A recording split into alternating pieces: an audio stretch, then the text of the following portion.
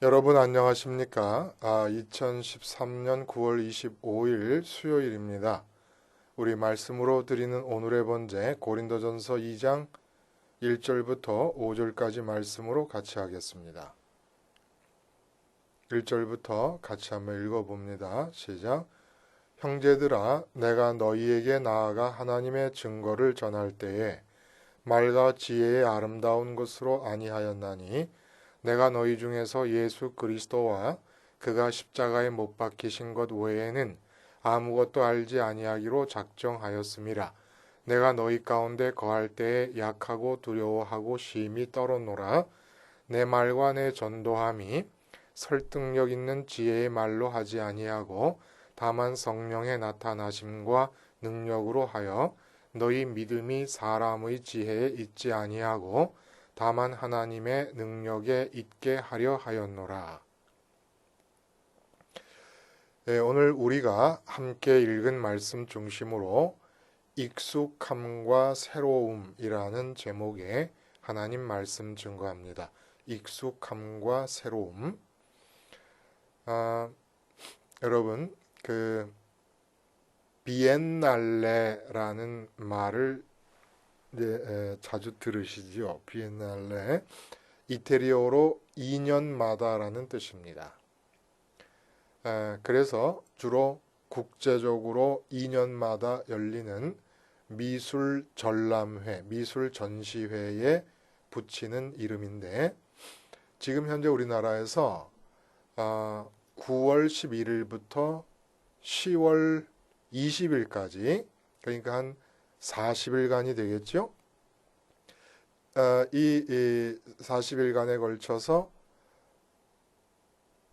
2013년 청주 국제공예 비엔날레가 지금 열리고 있습니다. 청주에서 국제공예 비엔날레 무려 3,500여 점에 달하는 많은 공예품들이 지금 전시되어서 이 전시회가 진행 중에 있는데 주제가 뭐냐 하면은 익숙함과 새로움입니다. 영어로 something old, something new. 그 모토를 정합니다. 주제는 익숙함과 새로움이고 모토는 익숙한 기쁨, 새로운 행복 이렇게 얘기를 합니다. 그래서 이분들이 말씀하시는 익숙함과 새로움이라고 하는 것이 도대체 뭘 뜻하는 것인가를 한번 이렇게 소개하는 글을 주제에 대해서 소개하는 글을 읽어봤더니 새로움과 익숙함 이 모두 다 인간의 기본적인 욕구라는 거예요. 근데 이 두 기본적인 욕구가 어떻게 서로 상호작용을 하는가 하면은 그분들이 설명한 대로 말씀을 드리면 전혀 다른 이질적인 문화를 받아들임으로써 그 이질적인 문화를 내 것으로 만드는 과정 중에 새로움이 발생합니다. 그러니까 11세기에 중국의 자기가 만들어졌는데 이 자기가 유럽으로 전해지면서 18세기까지 유럽에서 이 자기의 전성시대를 이루게 됩니다. 그러니까 중국에서 받아들여진 것을 자기식으로 표현해내는 과정에서 새로움이 발생합니다.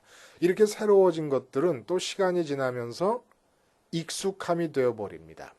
말이 좋아 익숙함이지 좀 지루해지고 그리고 우리가 요즘 말씀을 자주 하는 것처럼 문제의식을 발견하게 됩니다. 문제점을 발견하게 됩니다. 그러면서 또 새로운 것을 추구하게 됩니다. 이렇게 익숙함과 새로움이 상호 지향 관계를 형성하면서 문화의 순환을 이끌어 간다는 거예요. 그냥 문화가 순환한다는 거죠. 그렇죠? 그러니까 새로워졌어요, 이제. 근데 그게 시간이 지나면 익숙해지지 않습니까? 거의 지루해지고 문제점이 발견됩니다. 그래서 또 새로운 것을 향해서 추구해 들어가다 새로운 것을 발견합니다. 근데 또 새로워진 것은 또 시간이 지나면 익숙해지고 익숙해진 것이 시간이 지나면 새로운 것에 대한 욕망을 불러일으키게 되고 이렇게 해서 문화를 순환시키게 되는 어떤 역동적인 에너지가 된다는 얘기. 새로움과 익숙함에 대한 인간의 마음가짐이. 근데 제가 생각할 때는 이게 뭐 결국은 해겔의 변증법적 역사관과 뭐 거의 같은 의미로 새로움과 이 익숙함을 해석하는 것 아닌가 하는 생각이 들면서 이런 식으로 내가 익숙해졌고 익숙함을 넘어서 지루해지고 식상해버린 상태에서 새로운 걸 찾아야 되겠다라고 하는 그 익숙함을 지양해버리는 그런 변증법적 그런 논리로 만들어진 새로움이라는 건 또 시간이 지나면 곧바로 익숙함과 지루함과 식상함으로 바뀌어버리는 가짜 새로움이라는 겁니다. 신앙적인 입장에서 볼 때, 영적인 입장에서 볼 때 이 익숙함과 새로움이라는 것은 이렇게 지향관계에 있는 게 아니에요. 변증법적 지향관계에 있는 게 아닙니다. 익숙함은 새로움을 없애버리고 또 새로움은 익숙함을 없애버리는 이런 변증법적 관계에 있는 게 아니고 영적인 의미에서 보면 익숙함이 계속 유지가 되고 있습니다. 익숙함이 유지가 되고 있는 가운데 그 위에 새로움이 병존을 할 수 있는 것이 이게 영적인 의미에서의 새로움이고 이렇게 익숙함은 익숙함대로 유지되어 가고 있으면서 느끼는 새로움이 이 진짜 새로움이라는 얘기예요. 꼭 익숙함을 없애버리고 나서야 새로움이 느껴지는 것. 이거는 가짜라는 겁니다. 예를 들어서 부부관계를 한번 생각해 봅니다. 한 3년 지나면 아내에 대해서 새로움을 느낄 수가 없습니다. 아내를 결혼하기 전에 처음 아내를 길에서 우연히 봤을 때 아내들 여자를 봤을 때 전신에 막 전기 충격 같은 느낌이 오고 전율이 느껴지는 그런 신선한 충격이라는 게 1년, 2년, 3년 지나고 나면 없습니다. 그러면 새로움을 위해서는 결혼을 다시 해야 되는 겁니까? 그런 게 아니라는 거예요. 이 부부관계의 익숙함, 이제 3년 지나 익숙해진 이 관계가 죽을 때까지 머리가 팥불이 될 때까지 유지가 되는데 진정한 새로움이라는 것은 이 익숙함이 유지가 되는 동안에 아내를 볼 때 남편을 볼 때 날마다 새로울 수 있는 날마다 새로운 사람이라는 걸 느낄 수 있는 이런 새로움이 진짜 새로움이고 이 새로움이 바로 십자가 복음을 받아들였을 때 나타나는 새로움이고 십자가에 대한 태도도 이 새로움과 익숙함에 대한 우리의 태도와 직접 연관이 또 되어 있다는 얘기예요. 자, 여러분. 이 익숙함과 새로움에 대한 욕구가 기본적인 욕구가 어떻게 신앙에 작용을 하고 있는 것인가 라고 하는 것을 본문을 통해 한번 살펴봐요. 오늘 본문은 내가 너희 중에서 예수 그리스도와 그가 십자가에 못 박히신 거 외에는 아무것도 알지 아니하기로 작정하였습니다 라고 하는 정말 모든 신앙인에게 무슨 마그나 카르타 같은 그런 선언이 지금 나오고 있는 겁니다. 예수 그리스도와 그가 십자가에 못 박히신 것 외에는 아무것도 알지 아니하기로 작정하였다. 2차 전도 여행 중에 고린도에서 1년 6개월을 머물면서 교회를 세우고 사도 바울이 목회를 하게 됩니다. 근데 1년 6개월 동안 오직 십자가에 달린 그리스도만 전했고 십자가에 달린 그리스도만 설교했다는 얘기가 됩니다. 그러니까 이 얘기는 나아가서 고린도에서 머물고 있는 1년 6개월에만 그랬겠습니까? 지금도 그런 거예요. 고린도 교회에 편지를 쓰고 있는 지금도 그런 거예요. 그러니까 고린도 교회에서 사역한 이후에 5, 6년이 지난 시점에서 편지를 보내고 있는데 지금도 사도 바울은 오직 십자가에 달린 그리스도만 알기로 작정한 그 작정 안에 머물고 있다는 것이고 나아가면 평생 십자가에 달린 그리스도만을 알고 전하고 설교했다는 말씀이 되는 겁니다. 사도 바울이 이렇게 했다 그러면 모든 오늘을 사는 전도자, 모든 설교를 하는 오늘의 목사님들도 이렇게 해야 되는 것입니다.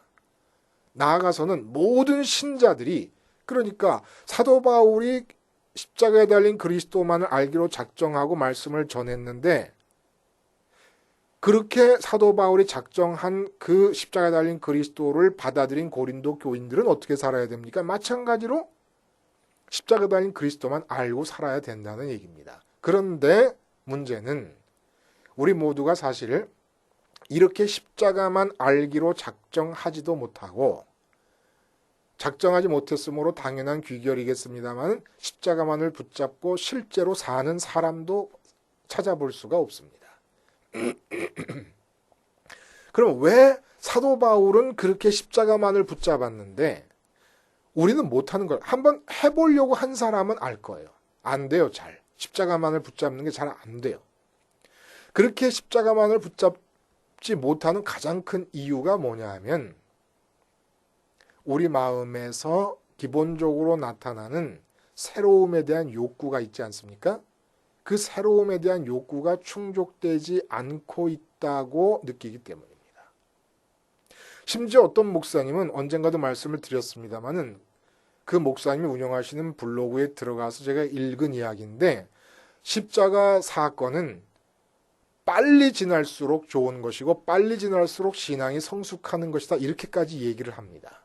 오늘 본문에서 말씀하시는 사도 바울의 이야기를 어떻게 이해를 하셨기에 그렇게 말씀하시는지 모르겠는데, 하여간 그런 것이고, 그렇게 명시적으로 분명하게 드러내 말하지 않더라도 목사님들 가운데서도 십자가를 만을 붙잡고 설교하는 분은 거의 없다고 봐도 좋지 않겠습니까? 왜 그러냐면 십자가의 의미는 알면 되는 것이다 이거예요. 나의 죄를 사해 주시는 사건이다. 그래서 내가 처음 믿을 때 십자가의 의미를 알고 죄사함을 받았고 세례를 예수 이름으로 받았으니까 이제 십자가가 지니고 있는 의미는 내 신앙생활의 과정에서 졸업한 거라고 이해를 합니다. 그리고 성만찬, 부활절이라든지 이렇게 성만찬을 할 때 잠시 그냥 기억하고 기념하는 것으로 끝내버리는 것이에요. 근데 지금 사도 바울은 그런 얘기가 아니지 않습니까? 아예 24시간 1년 365일을 십자가만을 알기로 작정한 상태에서 십자가만을 붙잡고 살고 있다는 얘기를 지금 하는 거잖아요. 근데 이렇게 십자가를 못 붙잡는 가장 큰 이유, 그러니까 우리 마음으로부터 십자가를 붙잡는 것을 거부하고 밀어내는 겁니다. 한옆으로 치워놓게 하는 이유가 뭐냐면 새로움에 대한 욕구와 십자가를 붙잡는다는 얘기가 서로 맞아들어가지 않는다고 느끼고 있기 때문이라는 얘기예요. 오늘 본문을 이해할 때 가장 중요한 포인트가 뭐냐 하면 오늘 본문의 내용은 바울이 아테네에서 전도의 실패를 한 경험과 밀접하게 연관이 되어 있습니다. 왜냐하면 아테네에서 전도하고 그리고 고린도로 갔기 때문에, 그리고 그 고린도에 있을 때에 내가 십자가만을 알기로 작정했다고 지금 편지를 쓰고 있는 것이니까, 아테네에서 왜 사도 바울이 교회를 세우지 못하고 실패를 합니까? 사도행전 17장을 가만히 읽어보면 이렇게 쓰여 있어요. 20절에 네가 무슨 이상한 것을 우리에게 들려주니 그 무슨 뜻인지 알고자 하노라 하니 모든 아덴 사람과 거기서 나그네 된 외국인들이 가장 새로 되는 것을 말하고 듣는 이외에 달리는 시간을 쓰지 않음이더라. 그러니까 헬라 사람들이 철학을 한다는 것, 학문이 발달했다는 얘기는 무슨 얘기냐 하면 항상 기존의 학문의 상태에 대해서, 학문적 업적이 누적된 그 현 상태에 대해서 문제점을 느끼고 문제점에서 출발해서 새로운 것을 찾아내는 것이 학문의 생명입니다. 그러니까 something new를 찾아내는 거예요. 그래서 사도 바울이 전도를 할 때 이 사람들의 관심은 지금과는 다른, 지금 자기들이 듣고 알고 있는 것과는 다른 새로운 무엇인가를 얻을 수 있겠는가라는 기대를 한 것을 사도 바울이 캐치한 겁니다. 그래가지고 그 사람들 속에서 이름 모를 신이라고 하는 우상제단을 보고 그 사람들의 지금 상태에서 그 사람들이 모르고 있는 새로운 것을 준다고 십자가라는 얘기를 살짝 옆에다 밀어놓고 나름대로 새로움을 헬라인들이 추구하는 방식으로 새로움을 추구하면서 그들에게 가르쳤던 거예요. 전했던 겁니다. 그리고 실패해버렸습니다. 헬라 사람들이 새로움을 추구하는 방식이라는 게 뭡니까? 지금 이 땅 위에서 내가 처한 기존의 상태에 대해서 새로운 걸 추구하는 거예요. 그러므로 지금 기존의 상태가 기준이 되는 겁니다. 언제나 새로운 것이라는 거는. 근데 이거는 죄악된 자가 새로움을 추구하는 방식이라는 거예요. 그래서 심히 두려워하고 떨었다고 얘기를 합니다. 죄악된 그런 헬라인들의 새로움의 추구 방식을 그대로 답습해버린 겁니다. 그러면 기독교에서의 새로움이라는 어떤 것입니까? 기존의 상태가 문제가 있기 때문에 그 문제점에서 출발해서 새로운 것을 찾아가는 게 아닙니다. 기존의 상태가 지루해졌기 때문에 새로운 걸 찾아가는 게 아니에요. 기독교에서 말하는 새로움이라는 것은 언제나 위에서부터 수직으로 떨어져 내려오는 새로움입니다. 이 땅에서의 기존의 상태가 지루해졌기 때문에 추구하는 새로움이 아니라 하늘에서부터 주어지는 새로움이라는 거예요. 이게 바로 기독교가 추구하는 새로움인데 이 새로움이 오직 십자가를 통해서만 충족되어질 수 있다는 얘기예요. 여러분, 그리스도가 십자가에 못 박힌 사실만 우리가 마음에 붙잡고 모든 다른 삶에 대한 관심을 끊어버릴 때 어떤 일이 나타날까요? 여기에 진정한 새로움이 나타나기 시작합니다. 이게 왜 십자가를 끊임없이 사도 바울은 붙잡을 수 있었냐면 십자가를 붙잡는 익숙함이 유지되고 있는 가운데 계속해서 새로움이 주어졌기 때문에 붙잡을 수 있었던 거예요. 근데 십자가를 붙잡지 못하는 이유는 뭐냐면 이 새로움이 경험되기 전에 놔버리는 겁니다. 십자가를. 그러면 그 내용이 뭐냐면 본문에 보면 성령의 나타나심과 능력으로 말씀을 전했다 그러잖아요. 십자가를 전했다 그러지 않습니까? 공교한 말로 문제의식을 자극해서 답을 주는 그런 방식으로 지혜로운 말로 인간의 언어로 전한 게 아니다는 거예요. 인간의 언어로 전한다는 게 뭡니까? 당신들이 돈이 없으니까 당신들이 인생의 루저가 아니냐. 그러니까 멀쩡하게 살고 있는 사람에게 문제의식을 일으킵니다. 문제의식을 일으키면서 답을 주는 거야. 예수님 잘 믿으면 부자 될 수 있다. 그래서 조영기 목사님 같은 경우 가난은 죄다 이렇게 얘기를 해버립니다. 이게 바로 인간의 지혜로 전하는 말씀이라는 거예요. 문제의식을 내가 지금 놓여져 있는 이 땅 위에서의 문제의식을 불러일으켜서 답을 주는 겁니다. 이게 바로 유혹하는 말씀이고 세상적 지혜의 말씀입니다.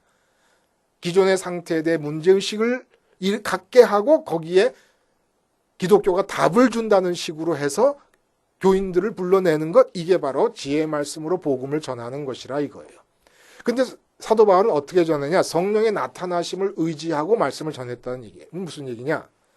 십자가를 계속 붙잡고 있지 않습니까? 그러면 십자가의 약속을 묶어두셨습니다. 어떤 약속을 묶어두셨냐면 십자가에 마음을 두고 있으면 이 세상에 뺏겼던 마음이 회수될 것이고 회수되어진 마음은 부활하신 주님과 승천하신 주님을 따라 하늘로 올라가게 될 것이다. 하늘로 올라간 마음에 성령이 역사하시면서 어떤 일이 일어나느냐?